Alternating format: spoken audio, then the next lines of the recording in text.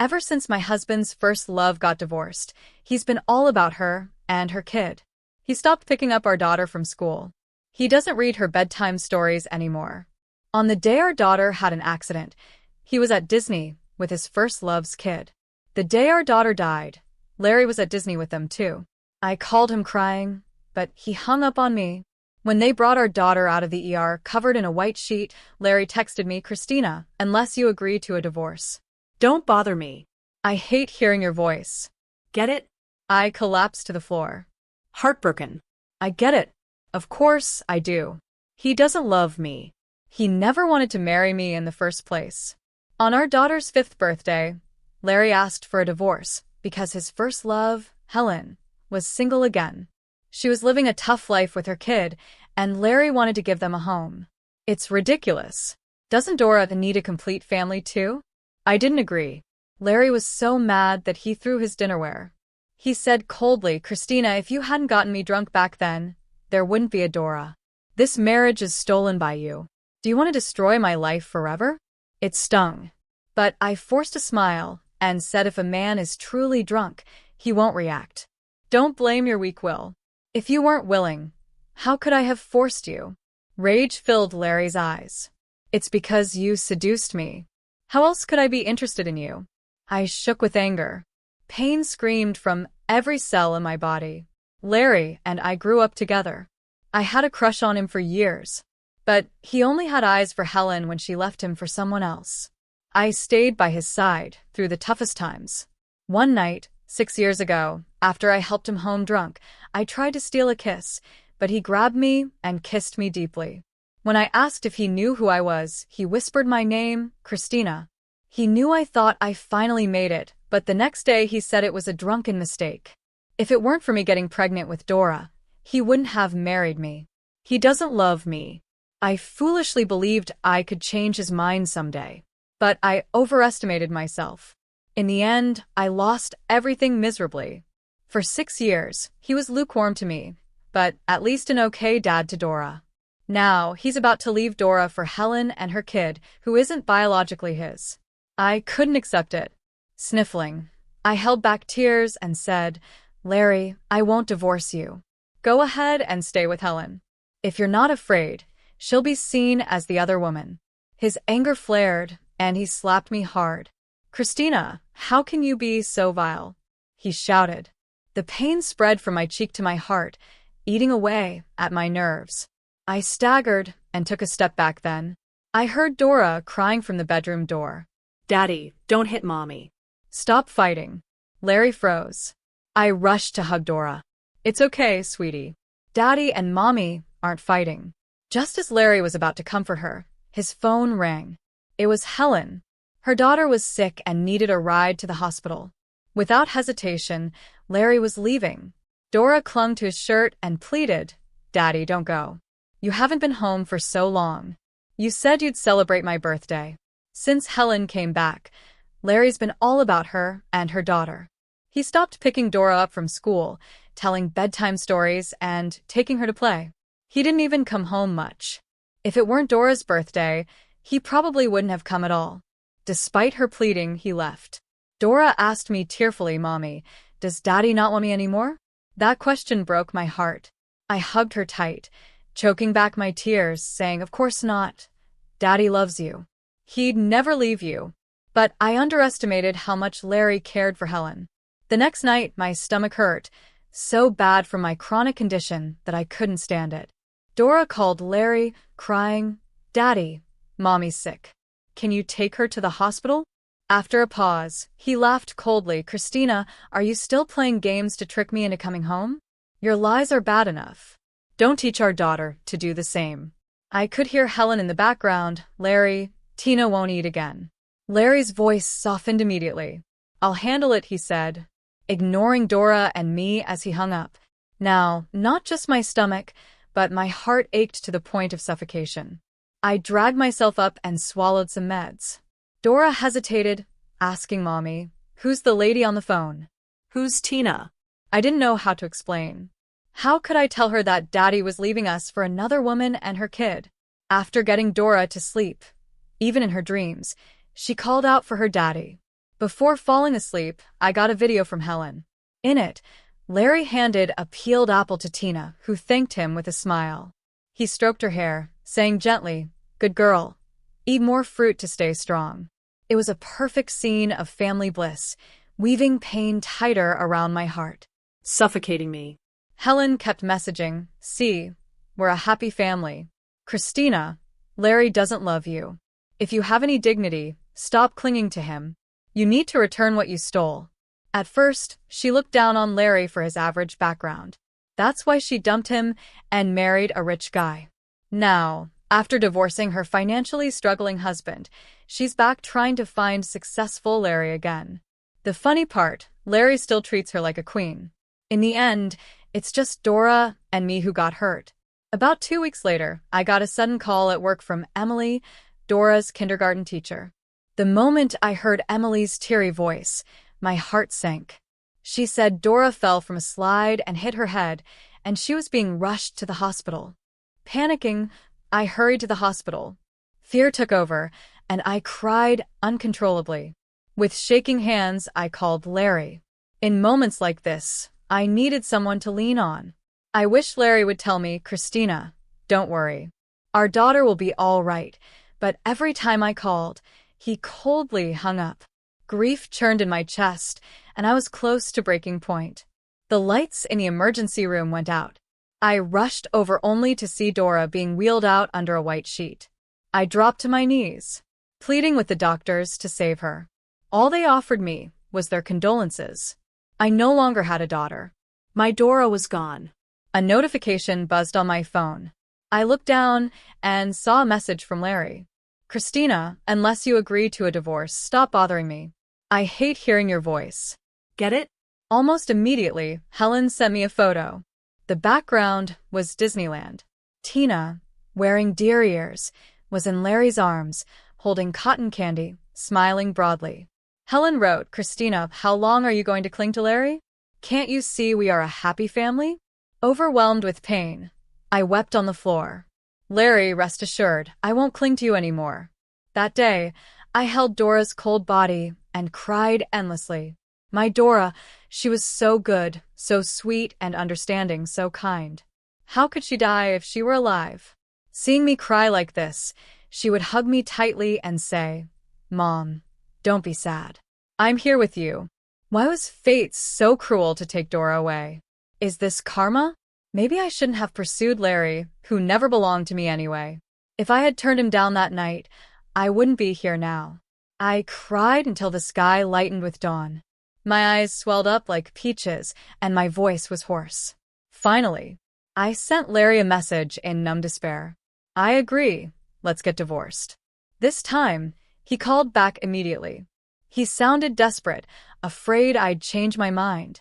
"I'll fly back today. Tomorrow, we'll get the divorce papers. Christina, I'll send you child support every month. I won't neglect you and Dora." Tears flowed uncontrollably. My voice sounded raw and broken. "Larry, there's no need for support. Dora doesn't need your money anymore. She doesn't need your love either." Larry, irritated, "What are you talking about?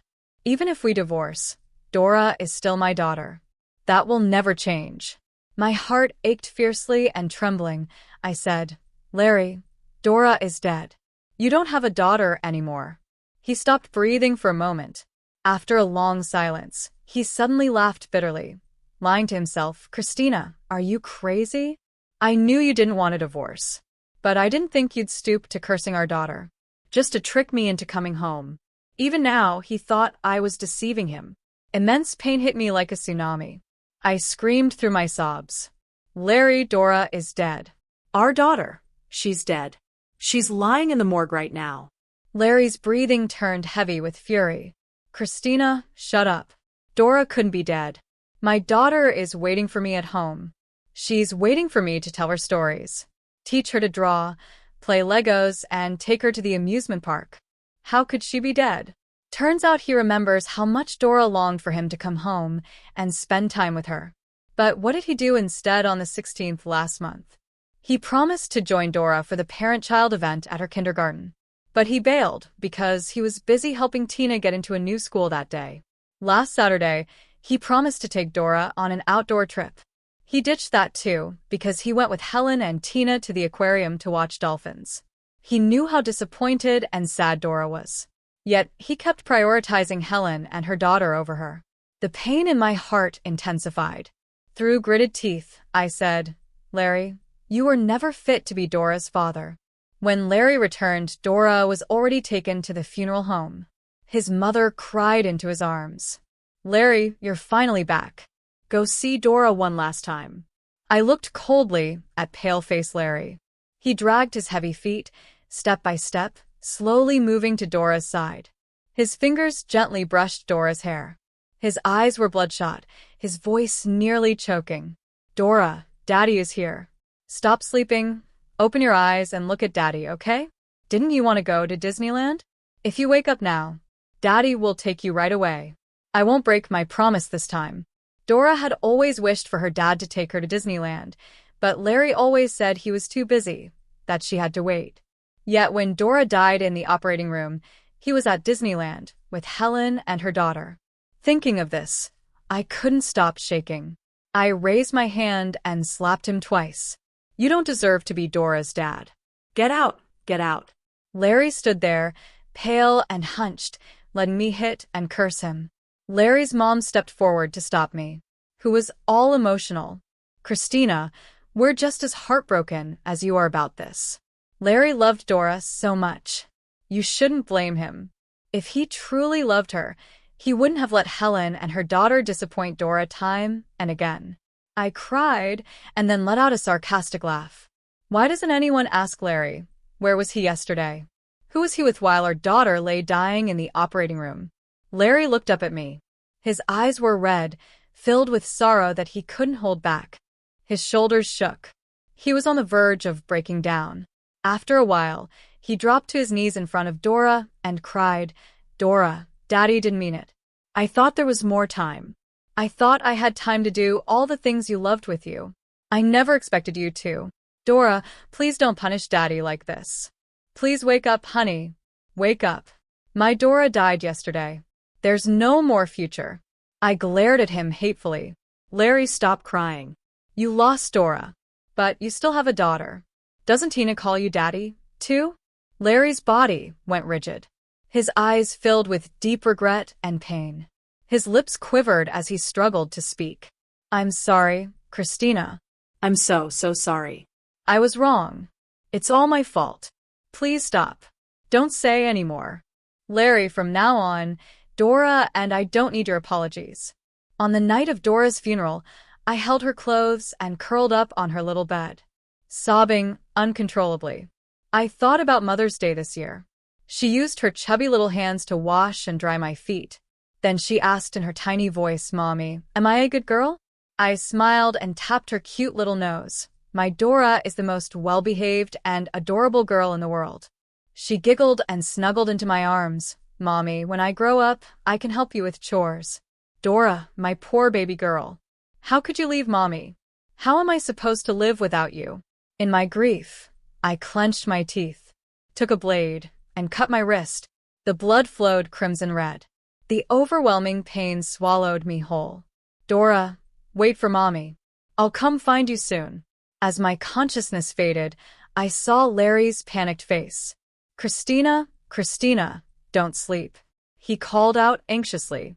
"I lost Dora. I can't lose you too. Please, Christina, don't leave me." "Larry, didn't you hate me? You didn't love me. So why are you so worried? What a pity." "I didn't die." When I woke up, my mom was holding my hand, tears streaming down her face. "Christina, you scared me to death. If you were gone, what about me and your dad? How could you bear to let us bury our child again? Christina, you've got to be okay. We're getting old. We can't bear the pain of losing you." Their graying hair and their tearful eyes. I burst into tears. I remembered how my dad would take me on spring outings by bike, how tirelessly he'd take me to school, pick me up, study late into the night with me. I thought about every meal my mom cooked, every sweater she knitted. How could I die? How could I only think about escaping when I've got parents to take care of? Choking on my tears, I apologized. My mom held me tightly. It's okay, sweetie. No need to apologize. We know you're hurting. We'll always be here with you. The nurse pushed the door open, and following her was Larry. Before he could enter, my dad blocked his way, punching him in fury. Get out, cheating scum. Like you doesn't deserve to see my daughter. Blood seeped from Larry's lips, but he didn't seem to feel the pain. He begged my dad, "Dad," the nurse said, "Christina's awake. Please let me see her. I just need to know she's okay." But my dad's anger didn't fade. My daughter is strong. She's fine. She doesn't want to see you. Now get away. With that, my dad slammed the door. My mom wiped her tears. If we'd known Larry would cheat, your dad, and I would never have let you marry him. It doesn't matter. I don't care anymore. Dora is gone, and so is my heart. Whatever happens with Larry and Helen is none of my business now. Unable to see me, Larry flooded my phone with messages. He talked about how much he loved Dora, how much he couldn't let go, how sorry and miserable he was. He admitted it was all his fault. He shouldn't have been misguided and left Dora and me. Without Dora, his in as much agony as I am. Seeing me with a slit wrist shattered his heart. He realized too late that he couldn't handle losing me. He begged for a chance to atone, to help me through this grief. Reading his heartfelt confessions, I only felt sorrow. Larry, how am I supposed to move on? Dora was my baby. My daughter, whom I carried for 10 months. She meant the world to me. Without her, there's no moving on. I was so sad that I even cried in my sleep. In the haze, I felt something rough wiping away my tears. I groggily opened my eyes to see Larry's bloodshot eyes. His voice was hoarse beyond recognition. "Christina, are you feeling any better?" I snapped awake and swatted his hand away. "What are you doing here?" He looked at me deeply. "I'm worried about you." The thought of that day, you cutting your wrist, it terrifies me. "Christina, I'm begging you. Please live on. I won't seek death again, but that's for my parents' sake, not his." My voice was icy. "Larry, cut out that lovey-dovey act. It's making me sick. Get out of my hospital room right now." His face was etched with deep sorrow. "Christina, you used to love me so much. Can you really push me away?" He said. Turns out he knew once upon a time. I had loved him with everything I had, but when did he ever cherish my true feelings? The abrupt ringing of a phone shattered the night. Seeing Helen's name on the screen, he paused. I sneered, "Your future wife is calling. You should hurry back to take care of her and your daughter." His face went pale, his lips trembling. "Christina, I know I was wrong. I'll cut ties with her completely, I promise." He answered the call. Helen's anxious voice rang out. "Larry, Tina had a nightmare.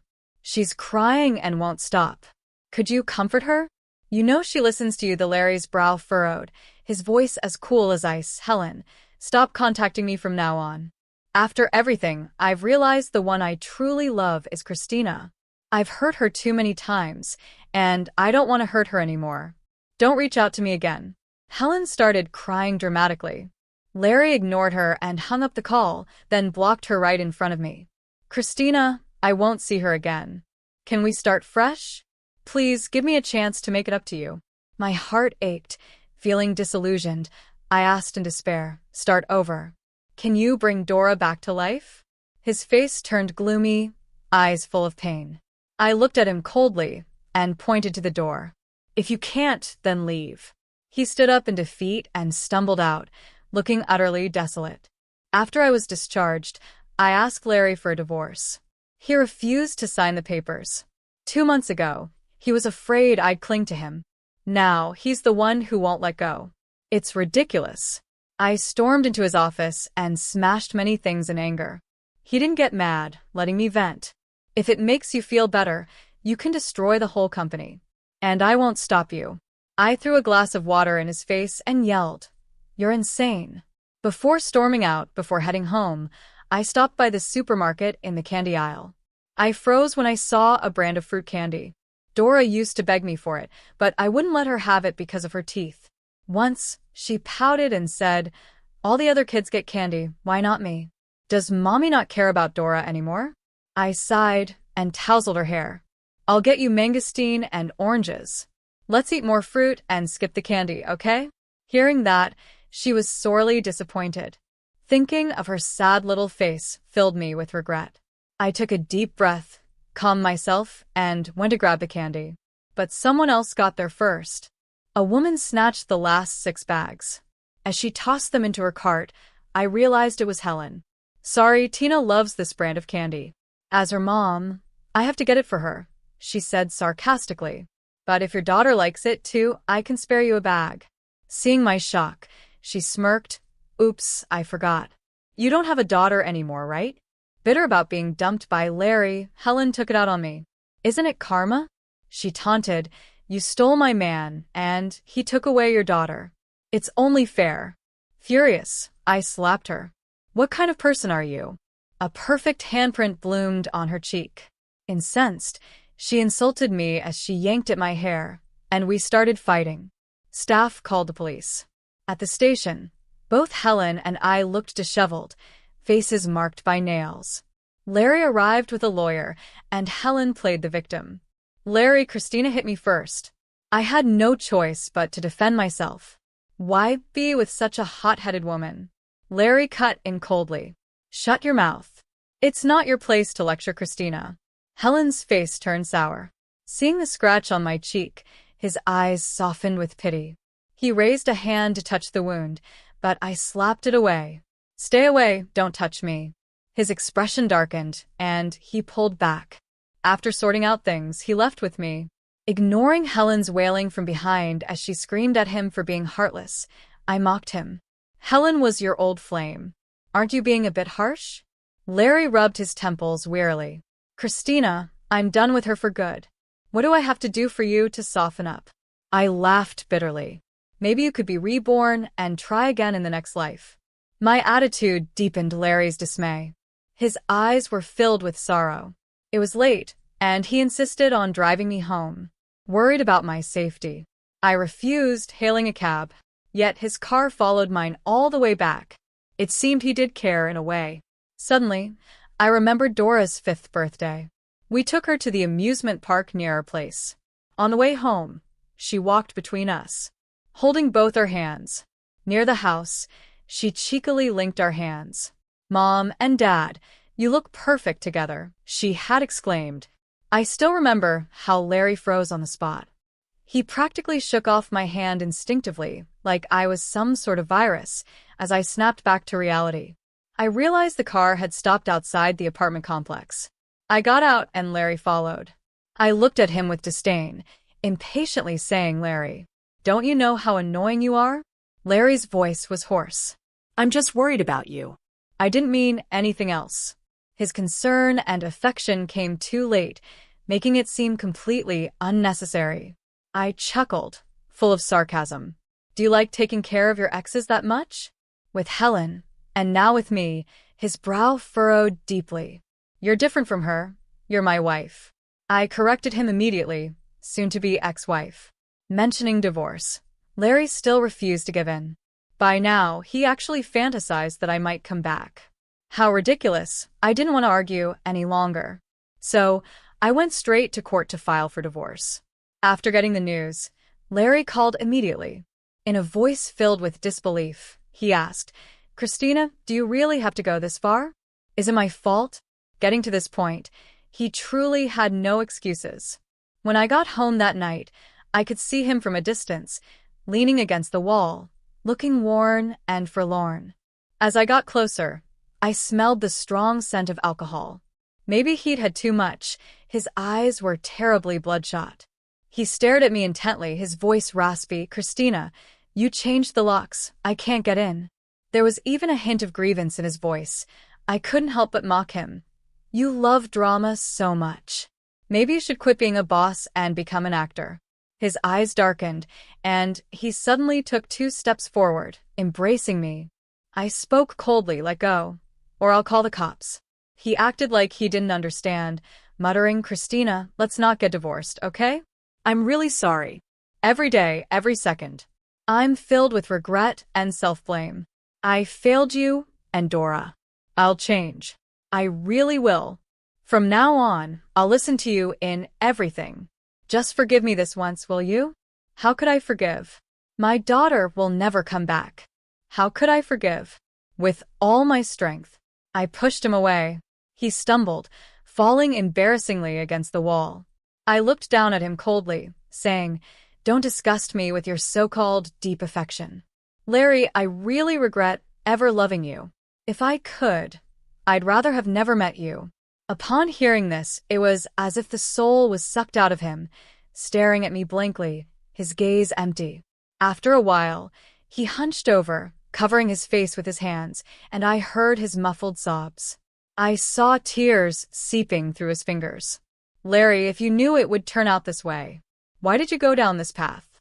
Larry finally agreed to the divorce. But when I got the agreement, I was still shocked. Besides the house, I hadn't expected him to give so many stocks and cash.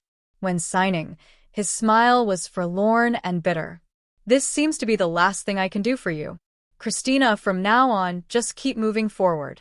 There will surely be plenty of wonderful things waiting for you." I didn't say anything more. I lowered my head and signed. After the divorce, life carried on quietly. Every weekend, I'd go to the orphanage as a volunteer. Being around the kids improved my spirits. The sound of their laughter made me feel cheerful. That day, I unexpectedly saw Larry at the orphanage. He was playing a game with the kids. He had long been a star of attention, and yet, at that moment, I could see a touch of innocence in his smiling eyes. Talking to the director, I learned that for more than 2 years, Larry quietly made significant donations. The director frequently expressed gratitude, and Larry just said, as long as the kids could grow up healthy, that would be the best reward for him. I felt a bit wistful. When I came back to my senses, Larry was already standing in front of me. "Long time no see. This city isn't small, yet it's not that big either. But in almost 3 years, the times we met are few and far between." Larry's lip curved into a faint, bitter smile. "Because I know that not seeing me would make you much happier." Sounded like he was deliberately avoiding me, but he wasn't wrong. I really didn't want to see him. I thought for a moment and said, "Thank you for your donations." He replied gently, "These kids are lovely. Being with them, life feels easier, so there's no need to thank me. I'm just doing what I can." He really seemed to have changed a lot. Not as sharp as before, more reserved and steady. He tentatively asked Christina, "Can we have lunch sometime?" His eyes hinted with expectation. I shook my head, calmly saying, "I don't have a habit of being friends with exes." His eyes slowly darkened. "I understand. It's okay, as long as you're happy. Don't worry about my feelings. I'm not that fragile." I truly didn't care about his feelings at all. I nodded, said goodbye, and left. The next time I saw Larry was 2 months later. For Dora's 9th birthday, I brought cake and candy to visit her grave. When I arrived, Larry was kneeling in front of Dora's tombstone, his shoulders slightly slumped, his silhouette utterly solitary. In sorrow, "Dora, how are you over there? Daddy misses you, really misses you. Daddy's sorry for everything that happened with you and Mommy. These past years, I often visit Mom secretly. She's always thinking about you. So, please watch over her, wishing her peace and joy in life, okay? It's Daddy's fault. In the next life, Daddy will make it up to you and Mommy." When I walked closer, I happened to hear the last sentence. I frowned in the next life and said, "Let's not meet." "Thank you Larry's for visiting body Dora." abruptly froze. He turned to look at me from the left. Choking back tears, he asked, "Christina, are you so heartless that you won't even leave me with a memory?" I looked at him calmly. "Larry, let go of your obsession. I stopped loving you a long time ago." His disappointment was obvious, with a mix of pain and regret in his eyes. But I wasn't too bothered. I placed the cake and candies at the grave. "Dora, happy birthday. Mom has never forgotten you. Don't get me either, okay? Remember, Mom will always love you. You will always be Mom's precious little princess." I raised my hand, gently touching Dora's photo on the tombstone. My baby, her smile as bright as ever. My vision started to blur, and I bit my lip, telling myself over and over not to cry. "Christina, don't make Dora worry." Larry offered me a handkerchief. I glanced at it but declined. I took a tissue from my pocket and wiped the tears from my cheeks. Larry looked downcast and awkwardly retracted the handkerchief. As we left the cemetery, he cautiously asked, "Can I take you home?" I refused him again. I put on my sunglasses, hiding my swollen eyes, and walked away. I could feel Larry's intense gaze burning into my back, but I never looked back.